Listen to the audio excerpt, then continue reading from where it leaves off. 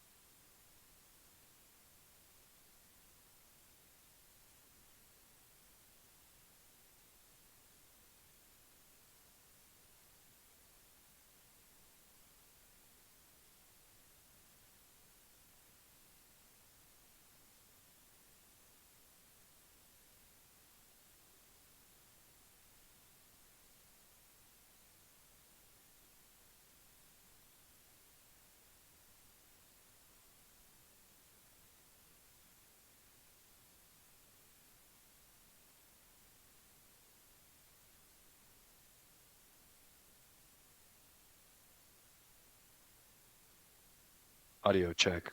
Check one, two. Check one, two.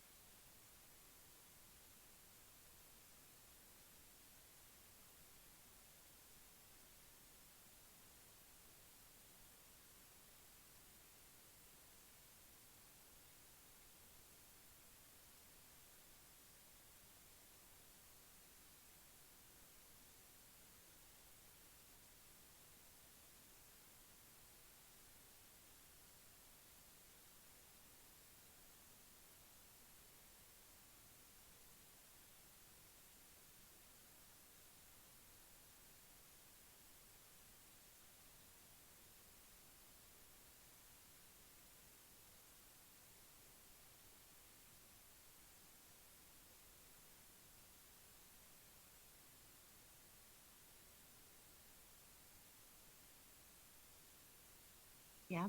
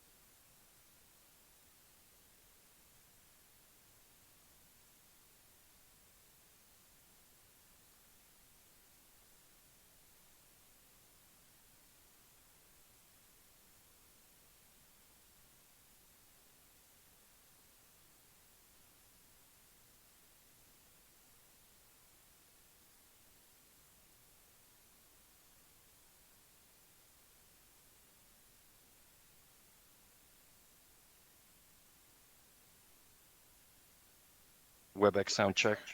Check 1, 2.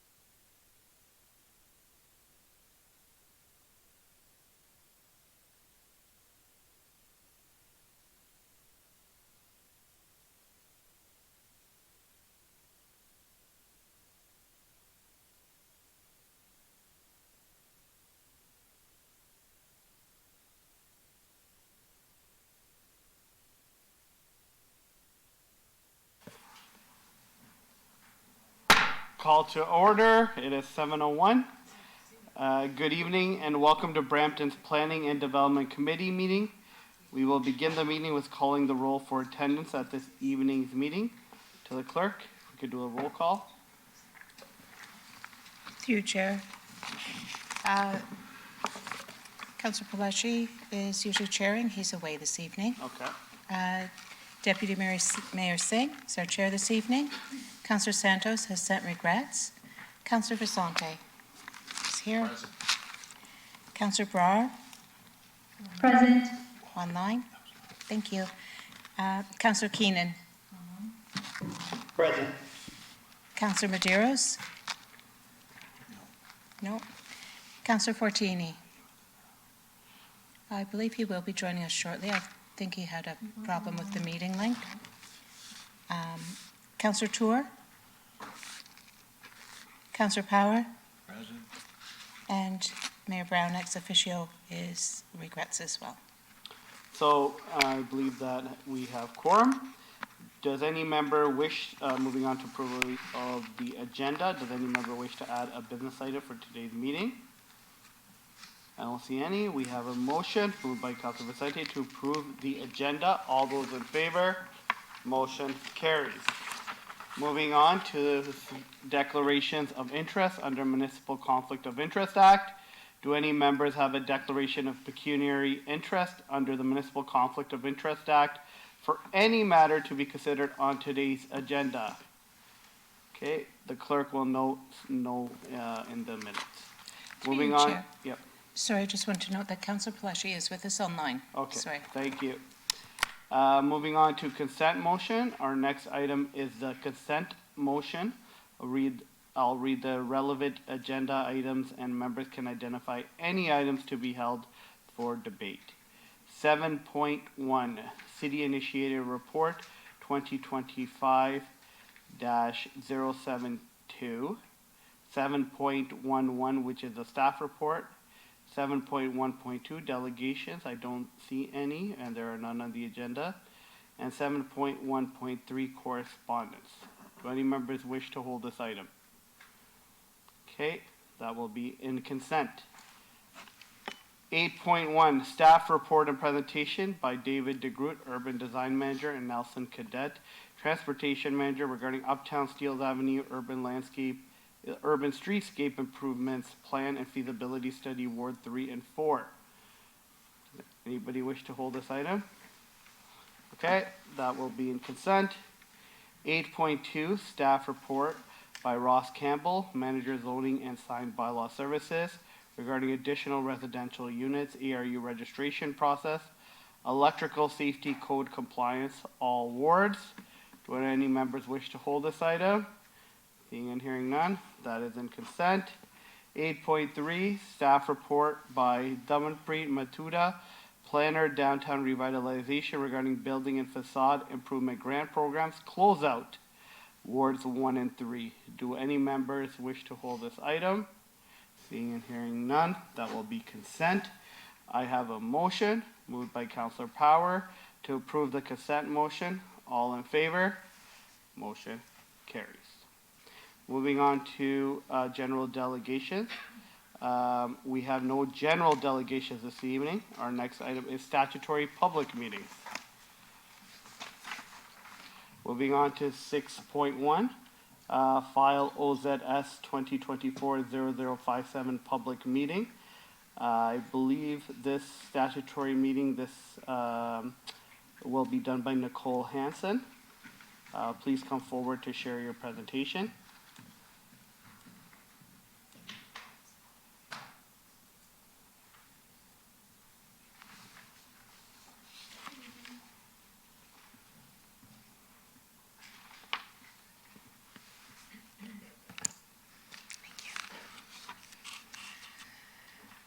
Hello, my name is Nicole Hansen, and I'm the planner assigned to process and review the subject application. The purpose of this public meeting is to provide information to the public and seek feedback on the application filed by Glenn Chenard Associates on behalf of Umbra Developers, Inc.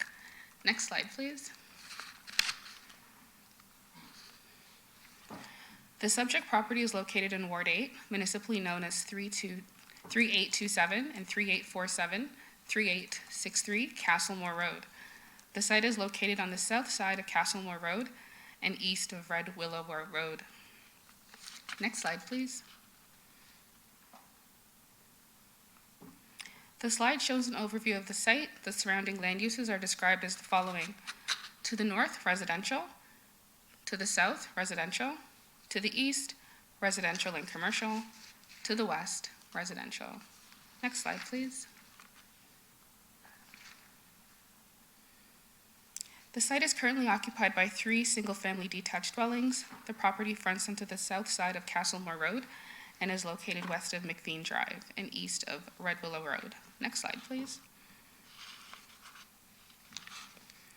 These are photos taken from the site looking west from Castlemore Road, south on Castlemore Road, east on Castlemore Road, west from Castlegate Boulevard, and east from Castlegate Boulevard. Next slide, please.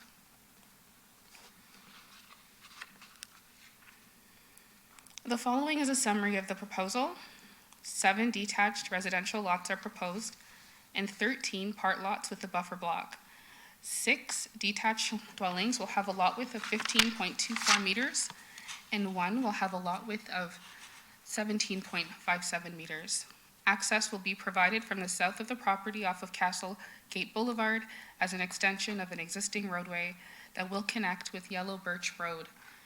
Next slide, please. Prior to finalizing recommendations to Council, this application will be further evaluated for consistency with the Planning Act, Provincial Policy Statement, conformity with the Region Appeal Official Plan, the City of Brampton Official Plan, the Brampton Plan, and Bram East Secondary Plan. Next slide, please. The lands are designated residential in the City of Brampton Official Plan and permits a full range of residential uses. An amendment to the official plan is not required to facilitate the proposed development. Next slide, please. The subject property is designated neighborhoods in the Brampton Plan. An amendment to the Brampton Plan is not required to facilitate the proposed development. Next slide, please. The subject property is designated as low-density residential, subject to Special Policy Area 4B in the Bram East Secondary Plan. An amendment to the secondary plan is required. Next slide, please. The property is zoned residential rural estate 2, where an amendment to the zoning bylaw is required. Next slide, please. The applicant proposes an amendment to the zoning bylaw to permit a site-specific residential zone which reflects the development. Next slide, please. Key issues and considerations are land use compatibility. The development is adjacent to existing low-rise residential uses where there may be comments from residents. The part lots will be developed in the future. There is no set time as to when the owner of the part lots will coordinate with the owner of this application. The development will have municipal and regional servicing. As it relates to building heights and setbacks, the appropriate height and building setbacks will be implemented through the zoning bylaw amendment. As it relates to technical issues, matters such as traffic, servicing, water, sewer, and stormwater will be deemed as appropriate by conducting development reviews. Next slide, please. The next steps in this application are: the application was deemed complete on November 6, 2024. Staff will continue to review the application, including reviewing comments from the public and technical comments, and advance a final recommendation report to council for a decision. Issues raised will be addressed in the recommendation report. Staff will conduct and follow up with those residents who have spoken, written in, or advised of an interest in monitoring the proposal. Next slide, please. The development application can be accessed by the public through Brampton Plan Online, known as Bram Plan Online. Next slide, please. The report associated with tonight's meeting is available online. The presentation will be available online shortly. If you have any questions, please feel free to contact myself, my manager, or the applicant. The applicant is Herman Wells from Glenn Schnarr and Associates, representing the owner, Umbra Developers, Inc. Next slide, please. Thank you.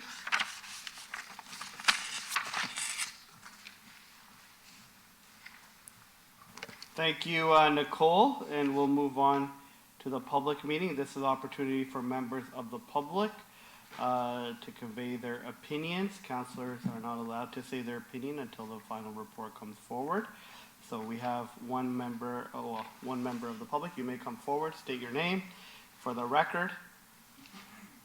And you have 5 minutes. If you need 5 minutes. Hi, I'm Grazia Aquino. I'm an architect and I'm a resident of 35 Castle Gate. This is Robert Aquino and he's with Aquicon Construction, also an architect and project manager. We're both the residents of 35 Castle Gate. We want to just discuss, I've sent through a few questions. I have not received a response yet. I guess our concern is the fact that it's low density. It wasn't very transparent in the document that came to our homes. I do a lot of I'm an advocate in the area, so I did not inform any of the residents. I told them that I would be here, and then slowly we just started to notice that there was low density, 13 part lots and things like that. Now, we were held to very high standards when we developed or designed our own house. I have a friend, a colleague who designed the 3 homes on the street who were held to very high standards. We had to have stucco and stone, otherwise we weren't going to get approval. We have state homes behind us. We were told that they were all pool lots that were backing onto Castlemore. And so that is what we were held to. And so now we're going in there with low density. We already have issues with car thefts because of the Tim Hortons right around the corner. And we just connected. I connected with a bunch of our residents, who some I believe are online. Some don't realize that there is going to be low density on that street. These are $1 million homes, quite a high end of what we have there because of the estate homes backing. And again, I designed my own house. I have a colleague who designed 3 of the homes on that street. We were held to very high standards for materials. Size of lots, obviously, were developed that way. So we've got 70-foot lots, and now right beside us are going to be 50-foot lots, 17.9-foot lots, and now we've got this whole low density. So when we see the notice only said it's part lots. It wasn't clear to the community Yeah. that it's not, part lots is referring to townhomes on the same street. Yeah. So that's a serious concern we all have. When we purchased that area, we bought it right from the beginning. Most residents on that street are the original owners, and they will not entertain or want to entertain this proposal. It's We unfortunate. don't have a problem if the proposal was actually subject to, 70 foot on the one side and keeping the same lots with the 60-foot shallow lots on the south side. I think that would actually work with the residents in the area. That matches what the entire neighborhood is. Right now, to change the entire development at the end of the street, it doesn't look right, not only for our street, but for City of Brampton as well. I've been paying taxes there for the longest time. I've been in Brampton since we've been married. We're happy, but what's happening and what I'm hearing today absolutely is not right. No. I mean, it's no different if we were to go purchase 10 homes in the area wherever someone lives, a developer, and take them down and build townhomes in that area after we get certain zoning bylaws passed. It's just not right. I mean, it's just, So as mentioned, a lot of the residents didn't realize. Again, it was not very transparent to me, I looked at it and I saw it and I thought, doesn't make sense. I was more worried that it was going to go commercial, but since there is a secondary amendment, we'd like to ask that, this be considered, and maybe we bring in the residents of our area, because I've just sent an email out and they are all, it's too late for them to get online, but they were really upset. It didn't come through that way in the notice that we got. It said detached lots and 13-part lots, and we were quite concerned about what these 13-part lots were. So if there is any way to reconsider, obviously, I know how a developer works. We know how a developer works. Smaller lots, you're gonna get a few more people in there, and the sales are gonna be a lot higher, right? You sell at a, reasonable street, and everybody wants to be there, and the lower end, you're gonna get quite a few people in there. We're concerned. And as people who speak for the area, we would like to have this at the end of the day, reconsidered. we'd like to keep consistency with what we have in the general area, which is what we have. Yeah. And I think that's what we had when we purchased it back 20 years ago. I believe Councillor Power. Oh, Alan, sorry, you have Yeah, through you, Mr. Chair. I just wanted to provide some information just for awareness of the members of the public that had come tonight and any other members of the public that might be watching online. The application that's before us, this particular item, there isn't any townhouse product type that's proposed to the application. I've just heard some references to townhouses. I just wanted to clarify there are no townhouses proposed, but rather they are single detached dwellings that are proposed. So I understand the concerns that the residents are speaking to here, and I understand that's in relation to the lot sizes that are proposed. They're correct in saying that many of the single detached homes along Castlemore Road, just to the east of the subject site, they're zoned at approximately 21 meters of frontage for those lots. This application, this is the nature of the official plan amendment that's proposed to this application, that designation which requires that of the subject property. They're proposing an amendment to have that reduced down to, I believe it's 17 and 15 meters. So that is part of the application, but wanted to just note that clarity with respect to no townhouses being proposed. So at this point in time, yes, happy to receive information from the residents and any other residents that would like to speak to the matter. So can you clarify what part lots would be? What is the definition of part lots on that handout we received as a neighborhood? Yeah, through you, Mr. Chairman. The reference to part lots is the fact that through the subdivision that has already developed around this subject site, they have developed with all of their various homes. There's a portion of those lands that were not sufficient to provide full lots by way of that previous development property. So what they had done is they subdivided portions of their lands for what are essentially part lots, which are single detached dwelling lots, but only a portion of that lot. Those portions that were created through that previous application for the surrounding lands, they will be merged with what is being proposed through this application, which are part lots. So the part plus the part that was created previously will equal a whole. But that whole, they will be relating to single detached homes. So what is the low-density use that is going to be approved? Low density could mean that eventually turns to row or townhomes. So through Mr. Chairman, I can reference that. Thank you. For clarity for everybody. Yeah, Mr. Chairman, the reference to low-density residential development is the designation of the official plan or the secondary plan, which is used for, typically used for single detached homes, for single detached dwellings. So in this case, what is proposed with the application are the single detached homes. It has a designation in the OP of low density. And if it was that this application was to be ultimately approved, which would be subject to another meeting of this sort, a recommendation report and a decision from committee, but if that was to be the case, it would result in a zone for these lands which are catered specifically to the proposal, which are single detached. So at a later point in time, that zone that they're seeking could not be used for row houses or townhouses. Okay, yeah, so I'm just gonna receive the delegation. Can we have one online as well? Because the meeting is short, I would ask Yep. that you stay, and then your counselor and staff can talk to you offline. Perfect, thank you. Okay, thank you so much. Thank you. We'll move, yeah, to the Through you, delegation online. through you, Chair, the caller online has logged off, so I don't see any further delegations Okay, or requests so- to speak. Yeah, if offline, Nicole, you could reach out, and we're almost done, so Council Power, your area council will also talk to you. We have correspondence, one correspondence. So I have a motion moved by Councillor Vicente Power, to receive the presentation, delegations, and correspondence. All in favor? Motion carries. Everything else was in consent. So I believe I can go, and I'm looking at the clerk, to council question period. Just to confirm I don't miss anything. That's correct, Chair. Yeah. Yes. Do any members have any further questions regarding any items on the agenda? Seeing and hearing none. Public question period. Do any member of the public have any additional questions? Seeing and hearing none. I have a motion moved by Councillor Vicente to adjourn today's meeting. All in favor?